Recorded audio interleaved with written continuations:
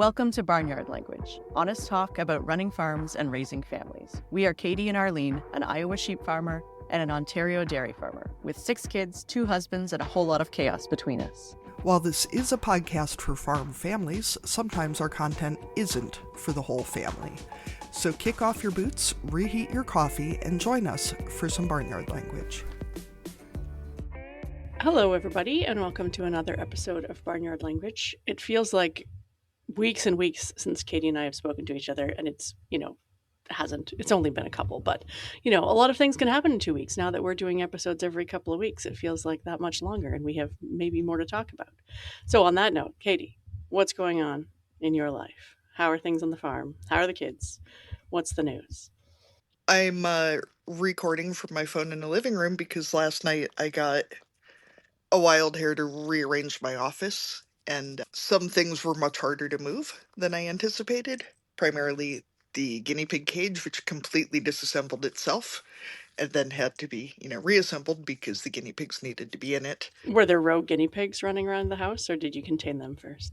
No, they were containerized, but their cage is made of they're called like CNC panels or something, or, wire panels. And because the whole thing is zip tied together, I assumed that I would be able to pick it up. And I was incorrect in that assumption. Those zip ties are not structural? Yeah, well, like half the zip ties were structural, so then I had to cut all the zip ties off. And of course, I put them on really tight, and it was a bit of a thing.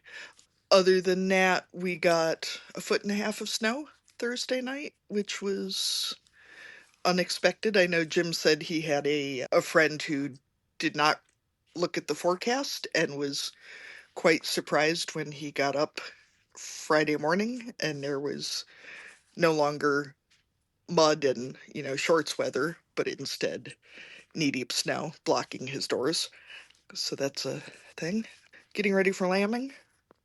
Kids actually went to school today, which is nice. Between illness and holidays and that, they had a 5-day weekend and then a 3-day weekend, and I at least was ready for them to go away.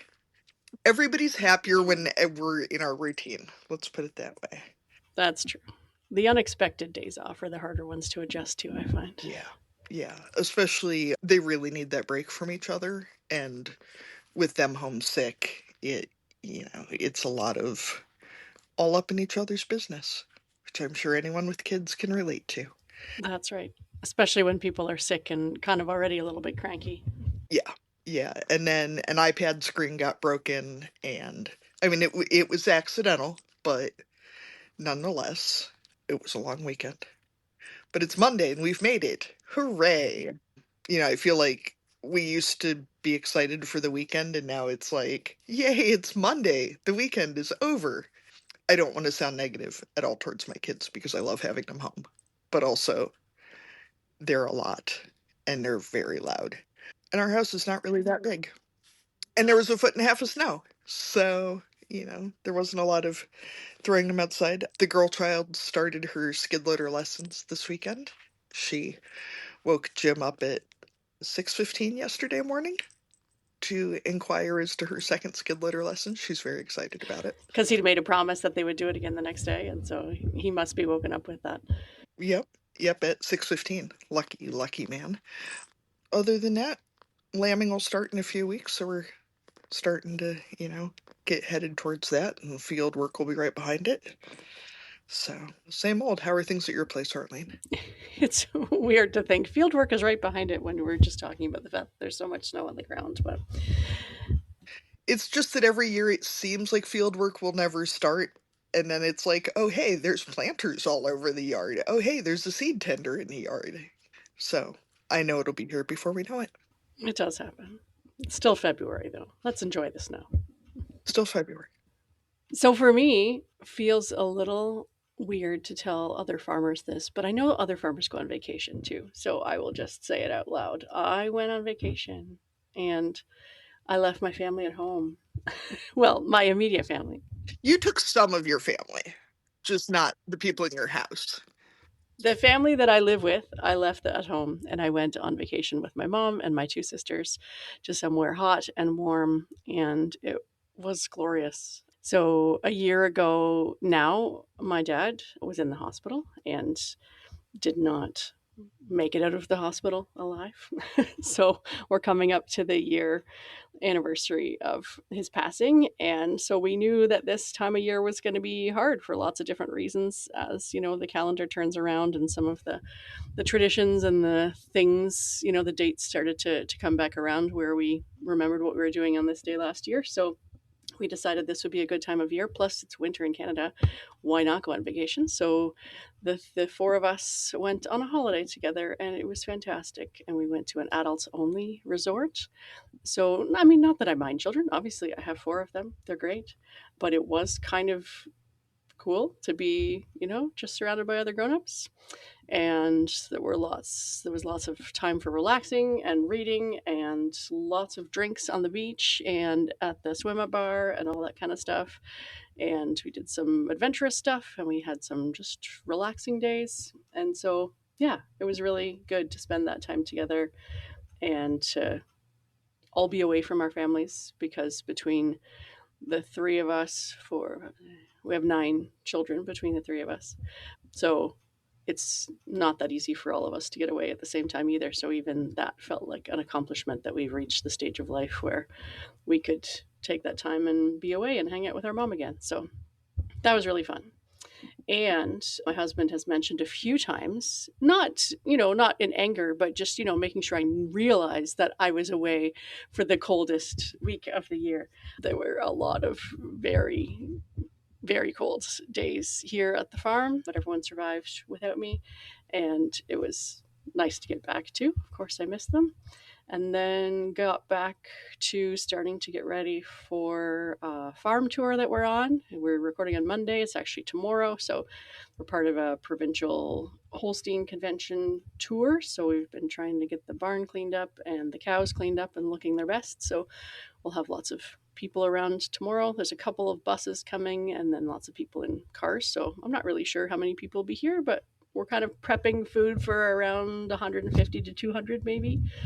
So I've been doing lots of baking as well. So my kitchen smells fantastic right now, but I have no idea what we're eating for supper because we're not allowed to touch any of it till tomorrow. Carry-out pizza. Yeah.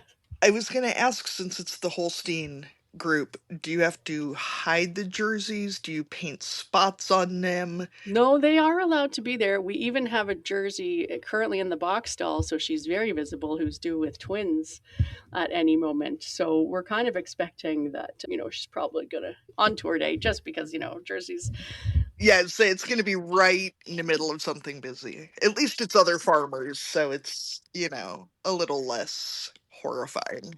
Yeah, exactly. The barn party that we have in January this year, 2 cows ended up deciding to calve that night. And it was a mix of farmers and non-farmers. So we had quite a big audience for those calvings. So we were really hoping that nothing went wrong and there were no complications when there's lots of extra eyes. Yeah, at least with farmers, someone might step up and give you a hand, or they know what they're looking at.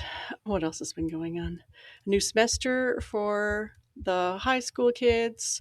I have an 18-year-old. I think maybe I mentioned that last time, but I have another 18-year-old. My second born turned 18, so that's a big milestone for him. And hard to believe that he's going to be graduating high school in a few months. So he entered his last semester of high school. And I think that's the main stuff. And I'm not tanned, but I did get some sun. You're not nearly as burned as I expected, so that's good. No, I did get, a few spots, definitely the first couple of days. Anywhere where you didn't hit with sunscreen definitely got burnt, but I got better at applying after those first days, because our pale white skin was definitely not ready for the amount of sun exposure that we got. Yep. All right, well, why don't we introduce our guest for this week? All right, sounds good. Podcasts are free to listen to, but they aren't free to create. Katie and I would appreciate your support as we work to build the Barnyard Language community. Patreon is an easy way for you to make a contribution that goes directly to making the show. As a member of our Patreon community, you get to watch the video version of our weekly updates, complete with questionable hairstyles and clutter. With 3 levels of support, you can choose a tier that works for you. Keep the podcast going by becoming a patron today at patreon.com/barnyardlanguage. Jared, you mentioned that a few years ago, if someone had started to talk to you about this kind of stuff, you wouldn't have listened. You said you're multi-generation. Are you the person who's now explaining yourself to the previous generation, or are they on board too? Good question. I think there is a benefit to being the first generation to do this kind of stuff. When you look at change, right? Change is painful, and that's why most people avoid it. And so the key is you have to be at the point where the pain of the change is less than the pain of what you're currently going through. But it's also hard because you can talk to the experts, but there's still that hesitation where it's like, okay, I'm still putting my time and my resources and my money into this with a belief that it's going to make things better if it doesn't. So it is so important to get everybody on board. So I had my sister read Dirt to Soil. My sister is my business partner here on the farm. Through many conversations with my dad, especially, even though he's retired, he's very still passionate about the farm and the process. You don't be on a farm or in a business for 40 years unless you have passion for it, right? Because you've gone through the challenges, the optimism, the pessimism, the things that can go wrong, and you still love it. That says something. And so you involve him in the conversation, not to a point where you're asking necessarily opinions or permission, but there is definitely something to be said about the buy-in of the team. Because to be clear, we're running a business with 40 people here. It's not me that's going and doing the direct seeding of the pasture, right? I am actually the one doing, like, moving the cows and everything because I want to learn about it and then teach others. But it's not me necessarily doing all the work. I've never ruled on high to say, this is what I say and this is what we're doing it and don't ask any questions. It's the coaching, it's the teaching, it's the, here's guys, this is what I see what's wrong and I want to try something to see if we can correct that. And so here's what I want you to do today to bring us down that path, and then keep them in the loop and show them. I had so many people tell me that cover crops wasn't going to make a difference. Here's a great example. We put for one of our cover crops, and I mean, this cover crop had Sudan in it. It had the sunflowers. And when we chopped that up, we actually decided to chop that up. And there was a whole bunch of other stuff in it, like between 8 and 13 different varieties. I baled it. I had my in-laws are dairy farmers, and I had my brother-in-law come and wrap all the bales for me to feed the livestock over the winter. I had lots of people tell me that would never work. Animals would never eat it. And when I put a bale out, they just surround it for days. Like, it is unbelievable. They'll rummage through it. They're not eating the stalks of the Sudan because it's too hardy, but they'll sort through it and they eat it through like crazy. I was told that would never work. We had a field of standing rye that had the vetch in it as well as some peas, and it grew to be like 5 or 6 feet high. It was incredible. A field that I had 100% failure on for turf grass grew this blend of the standing rye beautifully. And so what we did was we sowed into the cover crop into that and then just crimped it with a roller crimper. And I was told that from some of my own team that nothing would ever grow. And from that 18-acre field, we got 91 bales. You're always going to have a group of people that are not going to believe in you, or are going to criticize you, or either going to criticize you behind your back or to your face or both.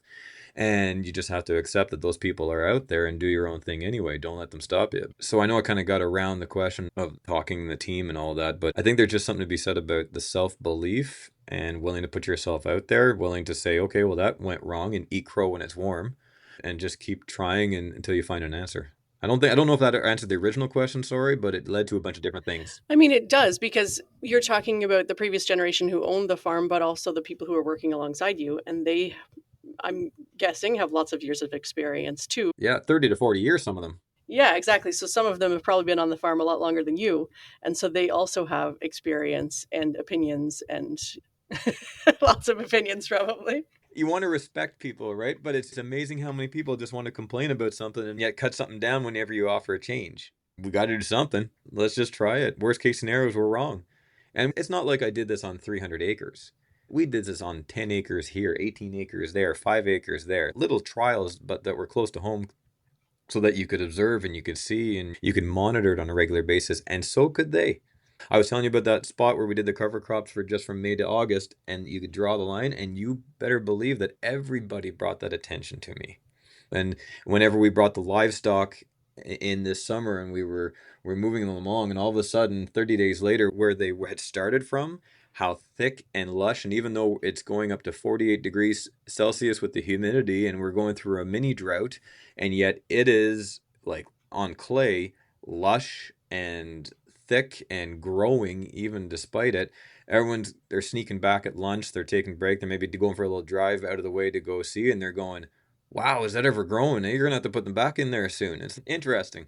So, when it comes to doing these kind of research style plots, are there any programs that you've been able to access in terms of government grants or research type programs that you're partnering with? Or is this all just fueled by your own creativity and looking for solutions? No, this is all my own creativity. There's no programs I've been a part of that I've taken advantage of for financial or anything like that, but I couldn't, without researching as much and without the support of, it was Valley Bio out in Cobden, and then the girls Claire and Laura, who've just started their own consulting business actually to do this. I couldn't have done it without their help. Like, they were the final piece where it's like, here's what I want to try, here's what I'm thinking of. I just need one person. I know Claire herself is for cover crop blends is a genius, and so she's like, "No, that's going to work. Why don't we instead we'll switch this out with this. We'll put this in here. We'll put it at this percentage and everything." So it was that final key in order to make it happen. When it comes to turf grass research, are there any programs where they're looking at the use of drones for some of the application for some of these things? I'm just thinking of the impact on soils. I know a lot of the recent field days that I've been going to, they're talking a lot about drones for seed application. And sometimes the coverage issue is difficult because they can't carry a lot. If you're looking at smaller areas, I wonder about the use of drones for some of what you're doing. Yeah, I've briefly looked at it. I don't want to say yay or nay based on lack of knowledge. From what I'm seeing, though, for us, what I have a hard time getting over is that I know the drones, for example, rye is a great example. You can go and put down rye at between 70 and 100 pounds, right? Turf grass goes on at about 70 pounds per acre. But for us, what really makes it key for us is if you think of the Brilliant cedar with the roller on it that has the dimples on it, right? Grass seed is so fine and so small that when you put that grass seed down, when that creates that dimple in the soil, it's almost like its own micro environment in there. It's cooler, it's holding the water in that little dimple in the soil, right? And that's what makes it for turf grass. So if you were to just spread that grass seed on, but maybe go over it, but either way, you're going over it with a roller that it might have that same brilliant, you're doing it anyway, so it negates the purpose. Right. And you want that seed to soil contact. With turf grass, you absolutely need that seed to soil contact and then the water for it to grow. Otherwise, you're not going to have good germination percentage.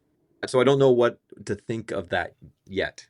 Sure. Yeah, in smaller areas, maybe for fertilizer, or there might be some other ways to use them. But yeah, there are definitely steps along the way where you need to be on the ground, right? Yeah. And our sprayer right now for the liquid fertilizer holds 300 gallons and covers 16 acres at a time. And it's very reliable. It's, my goodness, it's as old as I am, but it's still, we've put one pump in 40 years. It works great. So we're making so many other changes. That one is just on the back burner to start looking and researching and exploring the advantages or not. I think too the thing with drones is like we fly on cover crops with drones, but we're flying into a standing crop. Sounds like you're seeding into empty soil, which is just a whole different ball as far as what you're putting down. I know we're seeing more people use them for like spot application of chemicals, things like that, where it makes a lot of sense, or crop scouting. But it sounds like it's a lot easier to drive into grass than it is into corn. Oh, we have a couple Kubota RTVs, which are basically turf equivalent of side-by-sides. You hop in and you can go for hundreds of acres if you want to and without damaging anything. So from that standpoint, yeah, it's no problem for us to go inspect our fields. So, with the chickens, how many chickens did you start with? I'm fascinated by chicken math. I'm trying to plot out, there must be some sort of correlation between how many birds people start with and how many birds people end up with. So don't forget to put the equivalent of quota in that, right? Because that changes every equation completely when you look at that. It wasn't like you had a backyard flock, Katie, and jumped up. No, so the whole reason we got into chickens and eggs was because back in 2007, China was buying up all the supply of fertilizer, and fertilizer prices were doubling within a season. And so Dad and I, we saw this trend. We started looking at alternative sources of fertilizer, which of course is animal manure.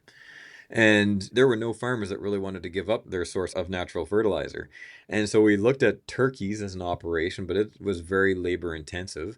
And we were at our local Ministry of Agriculture office just having a meeting, and he said about a program that was available in Quebec where you had to meet a certain age, a certain education, certain background for work. You had to submit a business plan, which was enormous and exhausting, and in a book about an inch and a half thick by the time it was all done with environmental and everything. And once you were submitted, and if you were to go up the different tiers of the levels and get your actual name picked out of a hat, you had the right to produce 5,000 units of quota, which means you would have the right to produce 5,000 birds. Now, you don't own that quota as a capital asset, but the problem is Quebec was losing producers because Next Generation didn't want to take over. But when you were to do the math, if you wanted to start a farm with 5,000 hens, you still had to build the building. You still had to put the cages in it. You still had to buy the chickens. And then you needed $1.3 million worth of quota. The revenue, the net profit and revenue from the eggs of 5,000 chickens is not enough to pay for a building and cages and chickens and that $1.3 million of quota. So the entrance program allowed for you to be able to start up to have the right to produce the 5,000 units of quota. And then we were able to use that revenue to pay for the building, pay for the cages, and start 16 years ago. And so we actually were able to rent quota as well when we started. So we started with 6,700 hens, and now our current barn is full with 13,400. So are you still on that same program where you didn't have to pay for that original quota, or is there a time? There's not like a time limit on where. No, I have it for life. Yeah, I have it for life, and I can pass it on to the kids. Okay, but it's not an asset that you could transfer to someone else. No, not at all. No, and it's difficult that way, especially from a financial standpoint when you look at the balance sheet, and because when the banks go to analyze it, especially the first years, they basically, you don't have an asset on the books that's producing that versus your debt load, your liabilities, that's producing the revenue. So whenever you would give your financials every year, their numbers couldn't explain. It's how are you producing this revenue if you don't have the asset? It's like all you have is a building and cages, and yet you're having a revenue. And so our debt to equity ratio was horrible. So that's a whole other story, but having a hard time even get credit lines and everything where they couldn't put the numbers in where there was an asset that basically didn't exist that was producing revenue. Right, because in Canada we can borrow against quota because it's an asset, but you didn't actually own the quota that was giving you the right to produce those. Yeah, okay, that makes sense. Exactly. Now, years later, we have purchased some quota and we've rented, and of course, we have we've paid down the building and the cages, almost getting closer. Now we have the equity and the assets to back that. But for the first 5 years, it was awful talking to the banks and insurance and everything once a year. And then try to explain it to them. But then they couldn't make the numbers work. At the end of it, they just go, okay, well, obviously you've earned the revenue, so we'll just, okay. So you were talking about making the switch between you had been doing just straight application of chicken fertilizer to now composting it?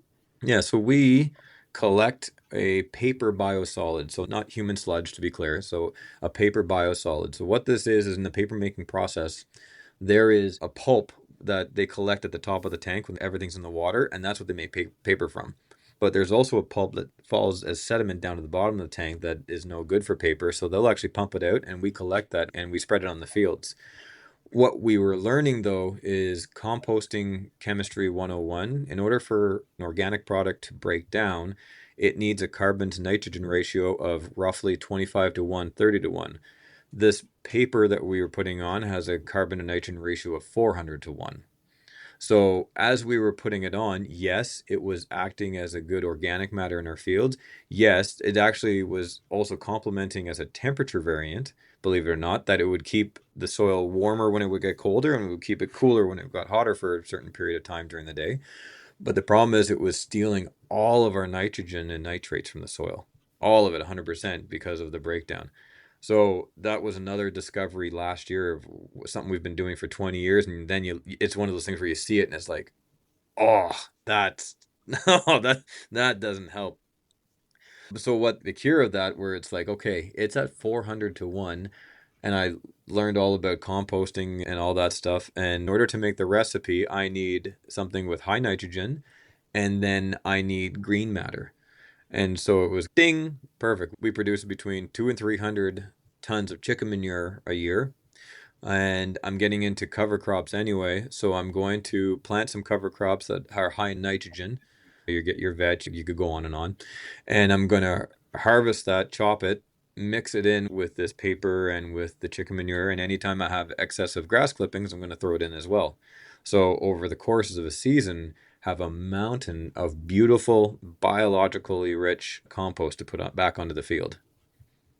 And it's amazing how many farmers have spent hay that they just want to get rid of. We hauled so much spent hay, like alfalfa hay and everything.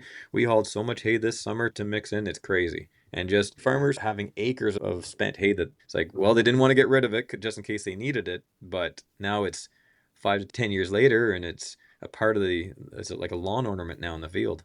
One of the first things I noticed on your LinkedIn was how many businesses and enterprises you had listed at the top there.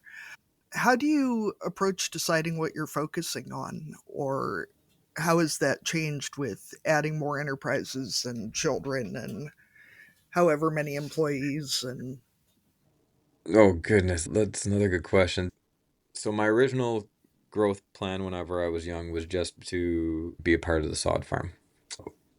Mom and dad also had a sister company in Ottawa that does outdoor property maintenance. And then the opportunity for the egg farm came along. And then my sister and brother-in-law also here have a greenhouse. And then the Christmas trees. I very much learned that I have an absolute love of farming. I love the soils. I love the crops. I love the animals. I love the nature of it. I love the challenge and the learning, but I do absolutely have an insatiable appetite for business. I've done everything in business, whether it's estimating, quoting, HR, admin, customers, dispatch, management, scheduling, mechanics, everything, operating. I've done every part of business and I love every part of it. So I very quickly learned that you got to have your good people and you got to have good systems in place and what are called KPIs, key productive indicators, that people know what their job is, know their role, care what they do, have a good leadership team in place. For example, the egg farm is an easy one. That was my one that I started down the path with, where I wanted the egg farm to be like McDonald's, where it could be run by a bunch of teenagers. When I look at McDonald's and the structure, it's one of the biggest companies in the world, and 80% of its staff is teenagers or people in their late teens, early 20s. It's like, okay, there's something here. It's a simple egg farm. And so that was my big first start, where it's like, okay, I have someone Monday to Friday and then teenagers on the weekends. But it's like, what has to be true in order to have the right training systems and the right guardrails in place if something goes wrong, that they can function 95% of the time without me. And so that involves SOP is such a boring word because everyone thinks it's a 2-inch manual that no one's going to read, but it's more interactive than that, especially for teenagers. You create your own YouTube shorts where you're just walking around with your phone and little videos, and let the farm have its own YouTube page with videos that can't be seen publicly, and being able to share that with your team. This might sound a little much, but I actually developed our own website because egg farms is you got to record everything. But this website now is where everything's recorded. And if there's something, let's say the chickens drink 2,000 liters a day and they only record 1,000, I get an email or a text alert that says, hey, something's wrong here. So it takes out that human error. That is a very small example of now expand that upon multiple companies about putting systems in place, putting methodologies. The sod farm, for example, moving from where we used to have a binder writing in with pencil about every sod order that would come in, and then that binder would go to the person at a desk on a computer, entering it and printing in each individual invoice, and then each individual invoice going to each individual truck driver. Whereas now we have a digital paperless system where if you enter one task or you enter 1,000, it's the same process again and again. It's just a matter of becoming familiar with the website that we do it off of. Those are all little systems that just add up to make a day-to-day functionality that much easier for the owner, founder, or CEO.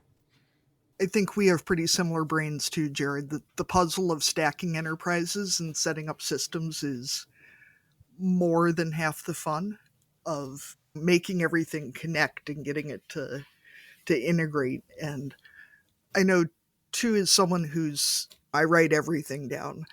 The problem with paper on a farm, and maybe your turf grass probably doesn't do this, and maybe your chickens are better behaved. Like cows will eat parts of their notebooks, or your children draw in it, or you have that one employee whose handwriting is just doctor. And so anything where you can automate it and not have to remember bringing the binder back and forth and pages falling out and whatever else just makes it that much more cohesive to not have too many moving parts that are moving their own directions. Yeah, and to be clear, I don't have everything figured out. I'm still working on it. Definitely the turf farm takes the majority of my time right now, but I see myself very quickly evolving into that person that connects the dots between all the businesses and also where the systems are lacking and where it needs to be. That's just a time thing. It just takes so much time to record these videos to have the right systems in place that connect. Meanwhile, you're trying to regenerate the soil and introduce livestock and multiple other companies and negotiate contract extensions in the city and look at different cage systems to be cut for another barn that's coming in. I wouldn't want to say that I put out fires, but the original question was about focus. And I'm not a believer that you have to be in the weeds. I'm sorry. At some point, you have to have your finger in the pulse. You have to work in the business, and you can't work 100% on the business. That's not achievable, in my opinion, in agriculture.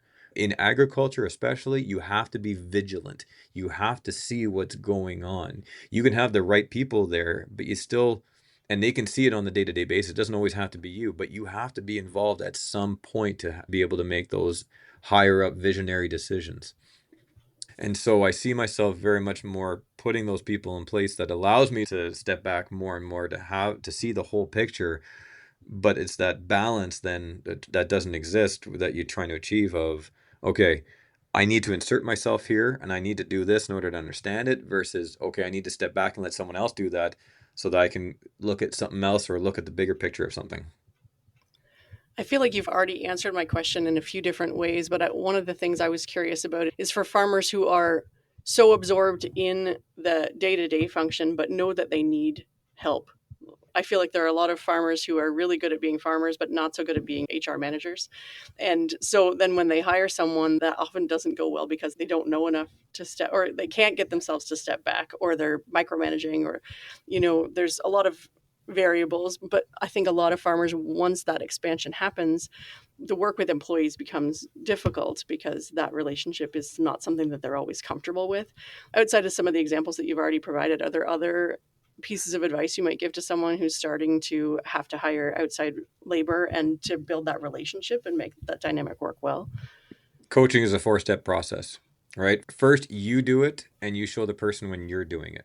The second step is they do it and you're right there next to them as they're doing it. The third step is they're doing it and you're in proximity. So maybe you're not right next to them. Maybe you're 100 feet away. Maybe you're in a different field. Maybe you're somewhere, but you're within proximity that they can send you a text message or a phone call and you can be there in 5 or 10 minutes. And the next step after proximity is completely then independence of allowing them to do that. Just to be clear, I feel for all farmers out there because I know what it's like because there's not enough hours in the day and you're trying to balance because, that's great that everyone's going home at 5. You're just going out to the barn or you're trying to get the crop in before the rain comes or balance is so hard for farming. And that being said, if it's a rainy or a snowy Tuesday, maybe that's your day to go to the city to get parts or anything like that. I completely and utterly understand the struggles there. But often, unfortunately, it's not until it's in a crisis mode that people finally allow themselves to teach others and bring someone else in to help. And then the stress is up because there's a crisis, somebody's sick, somebody's gone, something has happened, something has broke, and then the stress level and you're trying to teach them faster, but you don't have the time because you've done, and you don't even know how to teach it because you've done it your whole life. And there's so many things to teach. So, and every person, some people are workaholics and perfectionists, and that's a tough combination because you want somebody to come in and be exactly like you. I think understanding yourself and how you work is something. I think understanding how someone else works. I'm a big proponent as well of personality assessments. So the DISC personality assessment is our go-to here. When my sister and I read that and learned that she's the lion and I'm the golden retriever, boy, our dynamic and what we do on a day-to-day basis changed instantly, and our patience for each other as well. So that's even for family farms that you're not even bringing anyone. And then for the farm itself, for the family dynamic, the DISC assessment is huge. So I think you just have to understand, if you can have a coffee with somebody who understands you and how you tick and who can tear you down to the lowest and you're still friends with them and tell you what your weaknesses are and what you need to work on, and then go into that as humbly as possible with an understanding that's like, okay, no, this is for something. It's the change. It's what I said about change, right? It's the pain of change versus the pain of what you're experiencing right now. That's what you have to get over. How do you approach networking when you're not in an urban setting? I know we were talking about before we started recording about looking for jobs and things, and everybody's saying you have to network, but cool, I live 3 hours from anywhere that networking events for the things that I need to network for are taking place. So what tips do you have about how to do that? So of the 5 kids I have, 4 are in hockey on 4 different hockey teams, and I help coach 2 of them. So for me, that is a huge. So you don't sleep, right? Is that the general idea? No, God, no. Coffee is a great friend of mine, and I should just rent a bedroom at the arena. That would save me so much time going back and forth, but I love it. I absolutely love the kids. I love helping the kids. I love being on the bench. I love working with them. And it's a way for me to step away from the farm and the business and just clear my head and everything. And it's every single time, it's great. I absolutely love it. For me, that's a networking and fastball as well. I help coach the kids in fastball here. So on a community level, that's my networking. I don't get to the city a lot. Maybe there's 1 or 2 trade shows a year that I go to, but trade shows I struggle with because they can be hit or miss. You can either run into some great people or you spend most of your time just talking to suppliers and salesmen, whether you're attending it or whether you are exhibiting at a trade show. So I struggle myself with trade shows. One of my biggest successes in the past 12 months has been posting every day on LinkedIn. And I am now, if you are an owner, CEO, farmer, posting your story every day about your struggles and working on your personal brand is massive. And using social media, that has simply November 6th, 2024 is when I started posting every day on LinkedIn. Around February, March, I finally got brave enough to put that on Facebook and Instagram. I was fearful of what my neighbors and family and friends would say about me, criticize me, and like that. But after doing it for 4 or 5 months, I felt I had found my voice, and I was able to be okay with if people didn't like my message or what I had to say or my story. That's fine, because I saw so much growth and so much opportunities that came my way just from sharing my story and telling my thoughts. And a lot of the time, the stuff I write and the stuff I post is just to myself almost. The struggles, the challenges, the relatability. And I can tell you now, even locally, when I show up, and to be clear, it's just me. I'm humble as anyone else. I'm no better, I'm no worse or anything. I'm just a guy trying to do my best on a day-to-day, raise a family, run a business and a farm, and learn and make things better.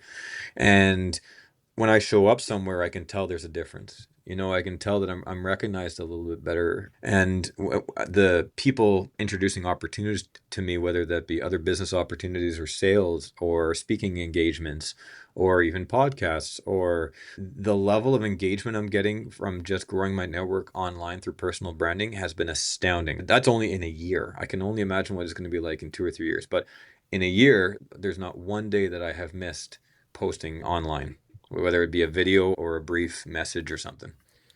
So, for a lot of us farmers, winter becomes meeting season and learning season. I know we're recording at the beginning of December, and just this week I was at a calf care seminar with a bunch of other dairy farmers learning about colostrum and all kinds of other important stuff. So, are there things through this winter that you're looking forward to in terms of learning or expanding your network, connecting with other people?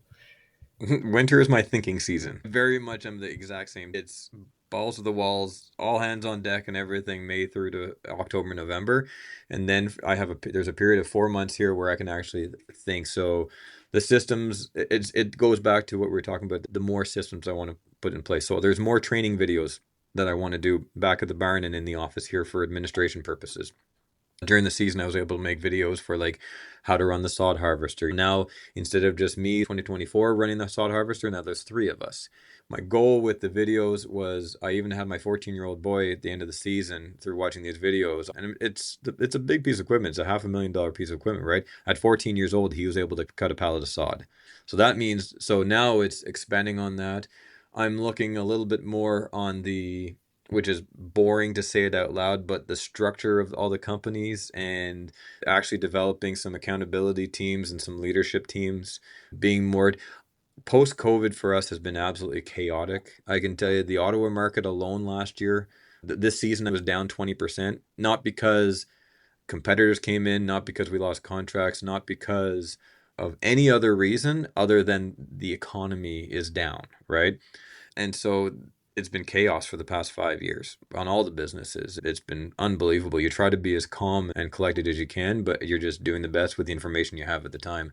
So now things do seem to be leveling out a little bit. I want to be looking at our structure of our business and who does what, because I would like to do more of the visionary, the connecting the dots, the building the systems within the businesses. I feel that is my next chapter. And so what do I have to design now? What do I have to do now that will give me more freedom of choice when it gets crazy again in May of 2026 and beyond? As much as farming is unpredictable, it is nice that we have some guarantees when it comes to we can't grow crops in December or January. We know that there are going to be some times where we have that flexibility in terms of our time. Yeah, that's where we're at right now. Someone who tends to listen to a lot of podcasts and audiobooks and that, what books are you consuming? I know you mentioned Gabe Brown's Dirt Soil. Is that Mm-hmm.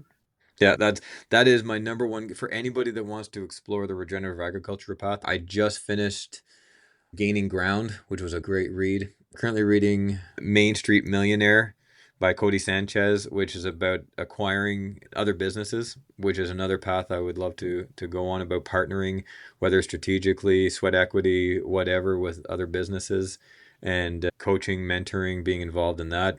My next read after that is going to be Traction, which involves something called entrepreneurial operating systems, which goes back to structuring leadership teams and stuff like that. Podcast Founders. I'm recently obsessed with the podcast Founders because all I hear is people that had a lot of things that sucked in their life as they were building and growing their business. I think that's what I liked about Gaining Ground is when he was reading it, the whole book is almost every single thing that went wrong. But then at the end, how he ties it all together about what it led to, because sometimes you feel like it's just storm after storm, and for us that it has absolutely felt like that. And it's like, oh God, I just feel like you're doing everything wrong and there's nothing that's making sense. So when you read about the guy who started Hitachi and is like he started a business and then the country went to communism, and there's so much related, and even though it's on a much higher scale, obviously, it's so nice to hear that you're not alone, that there have been others that have made it, but often the path is just through going through a time of trial and despair and getting through it, because beforehand it's all new and it's exciting and it's optimism, but then you learn about the pessimism of it, and then there's usually the crisis. And if you can get through that crisis, that knowing optimism and knowing what hard looks like and knowing that you can do that and you've been there before, man, that just makes it worthwhile. All right. So I think maybe we'll transition into the parenting side of our podcast, because we have talked a lot about business, but we want to also touch on the being a dad of it all. So we usually ask this question to just about all of our guests, honestly, because it brings you back to that point where you went from not having any kids in your house to having kids in your house. So when you reflect on the time when you first became a parent, what were those first weeks and months like for you? I'm going to go back to the start of the egg farm. So we found out in October of 2008 that we had won the entrance program and that we were going to be egg farmers. We had our first, who was a little girl, in March of 2009. We excavated in April of 2009. We poured the slab in May of 2009, and our first flock came in September of 2009. So the first 6 months of me being a parent involved absolutely no sleep, trying to now climb the ladder at our sod farm, being in the office in the field, as well as a general contractor to constructing an egg facility and learning all about that because I'd never actually worked in one before. Yeah, because you've never even had a chicken. Exactly. And then fast forward 4 years later, we had 3 kids under 4.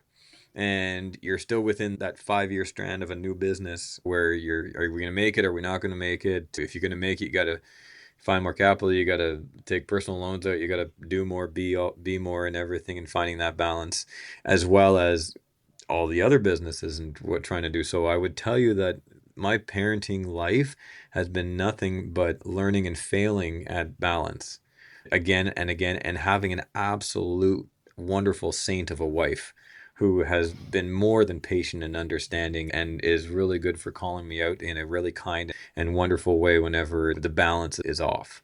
Balance to me, by the way, is not 50-50, to be clear. Balance means that sometimes work needs you more and sometimes home needs you more. But unfortunately, both can become habitual. And so you just need to know that, okay, this is just a season where work needs me more. That's okay. I just, whenever this season's over, I need to make sure that I'm now in family and home needs me more right now. So that's what balance truly is. I would tell you, though, in those beginning seasons of being a parent and a father, the balance was not there because there was just a lot going on. But that's life. Let's live and learn. And I honestly don't know how I would do it any differently, except maybe introduce cover crops and livestock earlier. But besides that, it's what it was for me raising the kids. Sure. Yeah. So I know that balance is impossible, but what has the farm, businesses, childcare, family life situation looked like at different points? When you're going from like little kids to big kids, how has that family life structure changed over time? I would tell you really wonderfully. Raising teenagers is its own personal development in its own, and we have 3 of them right now. It's been interesting as they get older to be able to involve them more in the farm and the businesses, where instead of just dragging them there, now they can actually contribute. My girl, who's 16 now, who was born when we built the barn, her first job was working part-time at her aunt's, or we call her TT, at her TT's greenhouse on weekends. Or when something broke back at the barn and all of a sudden now you have to collect 4,000 eggs by hand because one of the rows broke down with the equipment, now it's all hands on deck. It doesn't matter what's going on. This is now learning and introducing, this is just a job that has to get done. This is work ethic 101, right? It doesn't matter the time of day. It doesn't matter what else is going on. There is nothing more important right now than getting this job done right now, today. So seeing that evolve, seeing that work ethic evolve, having the kids involved in the businesses in the summer, and giving them a little bit more rope, giving them a little bit more responsibility, helping them learn. My oldest boy, who was 14, as he was doing some mowing this summer, I got him to read Dirt to Soil by Gabe Brown. And we're right on the farm. Like, our house is 100 feet from our office. We see everything that goes on. And dinner time is a big thing for us. It doesn't always work out, but we're a big one for our core values of we all sit down for supper together when we can. Obviously, hockey plays a role there, or late work or anything. As long as 80% of the time we're sitting as a family having supper together, even if it's only 10 minutes and we're rushed and we're going everywhere, it's still something that we make as a core value. All of a sudden, dinner conversations are having. It's like, so are you putting that cover crop there because you've seen that? And did you plant this plant? And did you notice this? When I was driving by, I saw this happening. Is that because of this? All of a sudden, the conversations are changing where it's, oh, you're learning, you're watching, you're observing. It's now becoming more demonstrating about what I'm doing, and they're learning and they're seeing. I don't even have to teach it or preach it anymore. They're seeing it firsthand about what we're doing and why we're doing it, and even the training systems and how that's changing it. Very much so from when they were younger, about trying to do it all, be it all, and to everybody and everything. And when you try to make everybody happy, you make nobody happy, versus what are you doing about it to make it better? What are you changing? What did you fail at, but learn from? And it's okay to fail. Here's how I failed. Here's how I messed up. Here's how I broke at one point we had a garbage truck, did the municipal, and I decided it was a good idea to throw the leftover construction material from building the barn into it. And on the Sunday night, I broke our big packer unit, which meant that my entire team had to go out with half tons and collect garbage from the municipality the next day by hand. And it was a $10,000 fix to repair the piston, the bent piston, right? But telling those stories going, look, I've made mistakes with zeros on the end of it. All right. There is no such thing as being perfect. There's no such thing as being the best. The only thing that counts is by keep going and learning from it and trying your best to make a system so that you or someone else doesn't make that same mistake again and move on. I think we don't talk nearly enough about the importance of making new mistakes. Like, it's not that you're ever going to stop making mistakes, but at least if you can try to not make exactly the same mistake repeatedly, at least you're making some progress there. Yeah. I hold the kids to a pretty high standard too, which, I mean, they're kids. I get it. But I'm continually telling them it's not because I'm trying to be really a hard parent or difficult or not understanding. I was not an easy kid to raise according to my parents, but I still was not, I could procrastinate with the best of them. I watched way too much TV when I could. But I hold them to that standard because I tell them that I know their capacity. I know what they're capable of. And so my parenting approach is as long as I'm communicating with them, as long as it's like, hey, I'm telling you this and I'm making you do this because I know you have the ability to. You may not see it in yourself. You may not have that belief, but I do. And even if they don't achieve it, I think if we're all trying to do our best, and even my parents were great. I say this all the time. I had great parents and I had a great childhood, but you still want to be better than your parents. You still want to do a better job of your parents, right? So as long as I can communicate and truly believe at the end of the day that I'm telling my kids that I believe that they can do great things and be great people, and that can start with a great work ethic at home and at the farm here, then they'll be okay. What's your favorite thing about raising kids on the farm and with that connection to ag? My wife homeschooled the kids, and I offered support from a distance growing up. And then in Quebec, kids, we don't have middle school. We have high school right from grade 7, and we only go to grade 11. So we have elementary school to grade 6, and then our high school looks what it looks like is grade 7 to 11. So once the kids got old enough to go to high school, we shipped them to high school because we wanted them to have that formality of education before continuing to college or university. And sometimes it's good to get teenagers out of the house and have a breath of fresh air. Let's be honest. So many days, many times, like, bye. Go be silly and loud for some reason somewhere else. But the benefit is that lots of times I was able to come home for lunch.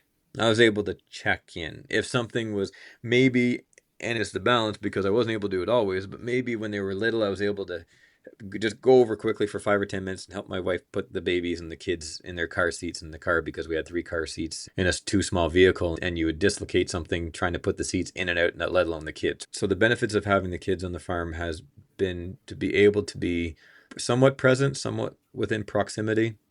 Also the hands-on, where it's like they see what I'm doing. Maybe I was in the harvester in the middle of the sod field and I had to work late, but my wife, God bless her, would bring me supper. And the kids would be in the cab of the harvester with me for 20 minutes and actually see the work I was doing, knowing that I was actually working. I wasn't at the bar. I wasn't goofing off. I wasn't who knows what. I was actually working. So I think I'm glad that they've been able to see me do that, to see me physically work and be human. When they grow up and and that line between dad and you're a human being changes and shifts, and is shifting. I really think that the benefit there is they've been able to see me as a human being the whole time.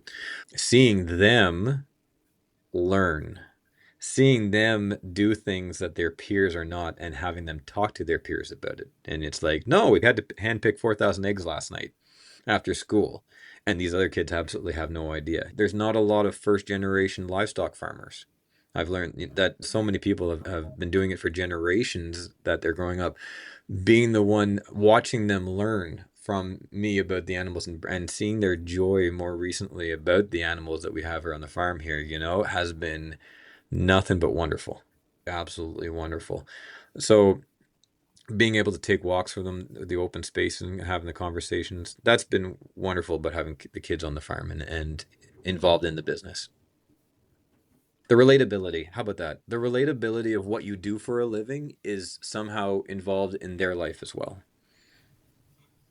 Yeah, we've talked before about the fact that there are probably a lot of kids who don't really understand what their parents do. But for our kids, it's more visible, right? Like they are literally in the barn or in the field with us at times to see what it is. And there's a tangible product at the end. And not everyone has that privilege of being able to do jobs that you can see what your work produces.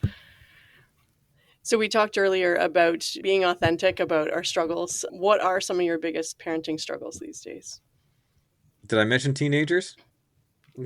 Yeah, I've got 3 of them too. Yeah, I hear you. I'm struggling right now where there seems to be a bit more of a push where they would rather do work on the farm than make their bed and fold their laundry and clean up dishes and the housework and everything like that. I don't know why, but it seems like it's such a difference where teenagers, I'm not going to stereotype, teenagers could be on the phone for 2 hours, go back 30 years ago, and it was okay, or watch Fresh Prince of Bel-Air and then The Simpsons and then be on the TV for an hour and a half after school, and that was okay, or at least it didn't seem as bad at the time, to just being on their devices for an hour watching dumb videos. So why being on their phones for an hour is so much worse than talking on the phone or sending snaps and stuff like that is so much worse than talking on the phone when we were teenagers and watching the TV as teenagers. Trying to find that balance is difficult for me. And yet it seems that as soon as the devices are removed, their brains become like a box of scorpions. And there is such an attitude shift. That's just a parenting struggle right now. And then I got a couple kids that are ADHD, and goodness, they couldn't find their way out of a one-room apartment. It's unbelievable. And then it's like how they can go from being able to upload YouTube videos and clips and TikTok and everything to it's like they can't open their own email and they need help setting up a Gmail account. It's like, how? You are the technology generation. How is it possible that you don't know how to do this? Did you even try? Yeah, or submit that assignment that is just due on an online portal. Surely you can figure that out. It's like, what do you mean that you told your teacher that you don't have it ready today and the teacher gave you 3 more days to work on it? That didn't happen. That would be a 0 whenever I was going to school. I talk a lot about the great work ethic and everything. I'm not trying to be the Instagram dad here at all, okay? There are a ton of times where it's like, come on, let's go. We got to do this now. It's never a perfect world. It's the roller coaster, right? You got one going up, you got one going down. You're trying to enjoy and fight at the same time. Yeah, we're having a lot of the same conversations in my house for sure. Hey, family photos, okay? It's not a normal family photo session for us unless someone needs therapy afterwards. It's like, we come home after a family photo session and everybody's going as far away from each other as possible because nobody wants to see each other for at least an hour to calm down. So that's why we only have family photos once a year, because anything else would be more traumatic. Once a year is impressive. We just got a photo the other day of our family together, and I think it had been a couple because of that situation. That's the parenting struggles right now for me. So, what's a piece of parenting advice that you would share with another farm parent? I think there's a fine line between expectations for an adult worker and expectations for a teenage worker. And that period of grace as both an employer and a parent, and finding that line of grace is an ongoing process. And sometimes you're going to fall flat and as far away from it as possible. And sometimes you're going to do the right thing, even though it feels like the wrong thing. Understanding that there is such a big gap in a kid's world about what society is the norm is, and they're going to school every day and their life is different than their friends' lives, and understanding that might be difficult for them to know and accept at times. That's part of the growing up process. Don't fall into the habit of work, of making the season where the farm needs more of you. Don't let that become habitual. I know they say quality over quantity. I disagree with that. I would tell you that the time spent driving to and from hockey arenas and everything, even with nothing being said and just some music on, is worth something. I'm not saying it's everything, but there's something to be said that at least you were present. At least you were there. At least you were that reliable person that was driving back and forth. They might not appreciate it now, but I bet you they will in 20 years whenever they're comparing notes to their friends and families and other parents and everything like that. Yeah. I was just still kind of laughing about the brain full of scorpions because, yeah, my kids are a little younger. Mine are 7.5 and one will be 9 tomorrow, as we're recording this in early December. And my son could tell you everything about Alexander the Great. He could tell you everything about every tractor that's ever been made. He can't put his own boots on, will definitely die if required to put his own boots on.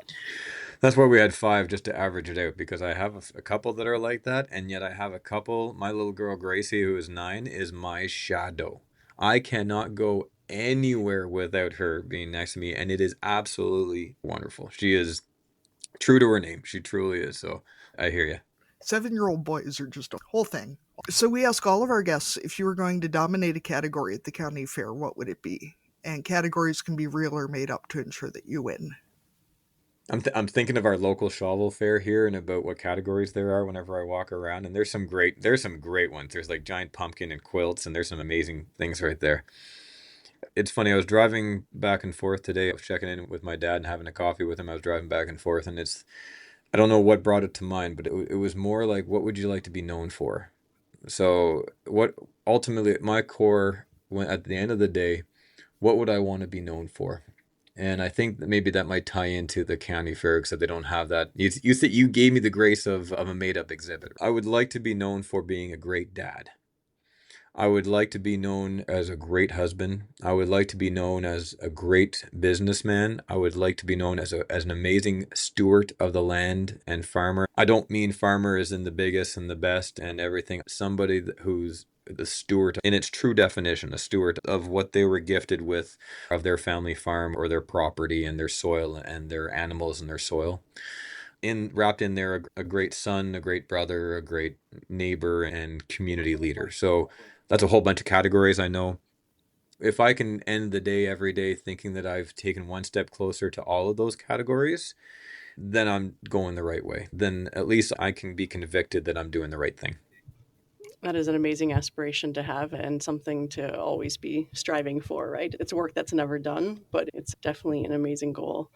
So I think we're going to end our interview here. Sometimes we do a little cussing and discussing segment at the end, but I think we've done a lot of discussing already and covered a lot of amazing topics. If people want to find you on LinkedIn or on the other social medias, where should they find you if they want to connect? Yeah, LinkedIn is definitely where I hang out the most. It's where I post daily. I know LinkedIn is its own weird space. It's not exactly in the social media most popular. I am on Instagram and I post stuff there too, and Facebook. So my handle is just my name, Jared W. Hamilton, Jared, Jared W. Hamilton. For anyone that's out there in business or just starting into regenerative agriculture or any of that, if you're a first generation guy that relates, I love talking all things business and farming. Whether it's like I'm a geek for numbers and math, like my bed sheets or spreadsheets. I love numbers and finance and systems and even relating that into agriculture. So I would be more than happy if somebody wants to reach out. I will give anybody an hour of my time. If they just send me a DM that says Barnyard, and I will give them no angle, no agenda, no sales pitch, no nothing, just an hour of my time just to connect and see what they have going on. And if there's any way I can give them some tips, it's great. Fantastic. Thank you so much for this conversation today, Jared. No, it's been great. Thank you. Thank you for joining us on Barnyard Language. If you enjoy the show, please support us on Patreon with a donation. Big thanks go out to our show editor, Krista Paffrath at the Rural Podcast Network. Please rate and review the podcast wherever you listen and follow the show so you never miss an episode. If you want to connect with other farming families, join the private Barnyard Language Facebook group. We are always in search of future guests for the podcast. If you or someone you know would like to chat with us, get in touch.